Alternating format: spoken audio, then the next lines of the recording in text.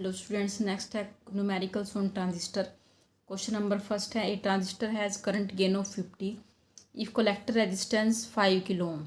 Collector resistance given है यहाँ पे 5 किलो ओम और इनपुट रेजिस्टेंस है 1 किलो ओम। तो calculate output voltage if input voltage is 0.01 volt. यहाँ हमें आउटपुट वोल्टेज कैलकुलेट करनी है और इनपुट वोल्टेज हमें गिवन है। तो करंट गेन गिवन है, तो करंट गेन को हम कैसे लिखते हैं? करंट गेन को अल्फा, अगर कॉमन बेस है या कॉमन एमिटर है तो उस पर अल्फा या बीटा लिखेंगे। तो यहाँ पे हम कोई सा भी लिख सकते हैं, बीटा ले लेते हैं हम यहाँ पे।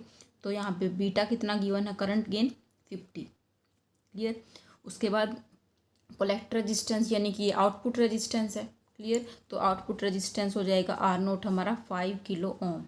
तो ये किलो ओम में है तो पहले इसको हम 10⁻³ से मल्टीप्लाई करेंगे, इसको ओम में कन्वर्ट करेंगे। क्लियर। उसके बाद इनपुट रेजिस्टेंस क्या है? 1 किलो ओम। तो आर आई हमें दिया हुआ है 1 किलो ओम, 1 × 10⁻³ ओम। ये हो जाएगा हमारा इनपुट रेजिस्टेंस। तो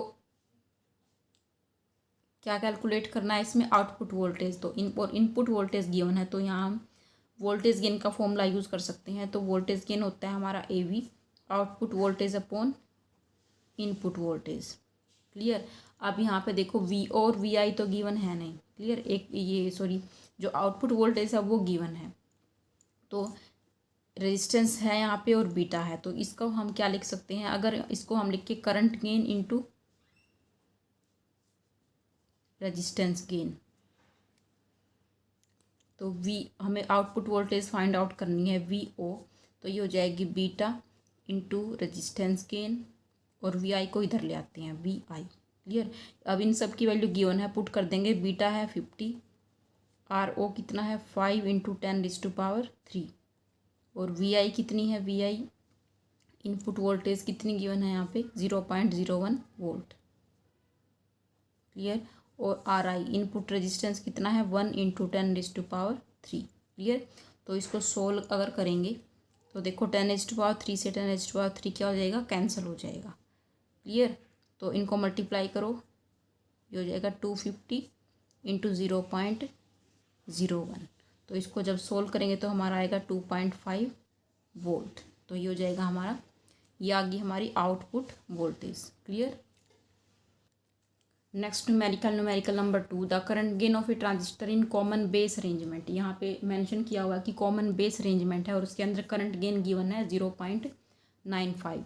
तो करंट गेन होता है कॉमन बेस का, अल्फा से डिनोट करते हैं। ये हमें कितना दिया हुआ है? 0.95। Find the voltage gain and power gain if the load resistance of output circuit is 400 kilo ohm. तो आउटपुट सर्किट का लोड रेजिस्टेंस क्या होता है? आउटपुट रेजिस्टेंस RO लिख सकते हैं। इसको कितना है? 400 किलो ओम। तो किलो है तो इसको हम 10⁻³ से मल्टीप्लाई करके ओम में कन्वर्ट कर देंगे। उसके बाद इनपुट रेजिस्टेंस है 200 ओम, तो RI गिवन है 200 ओम। क्लियर। तो वोल्टेज गेन यहाँ पे फाइंड आउट करना है और एक पावर गेन। तो पहले वोल्टेज गेन फाइंड आउट करते हैं। वोल्टेज गेन क्या होता है यहाँ पे? Current gain into resistance gain, alpha into resistance gain क्या होगा? RO upon RI।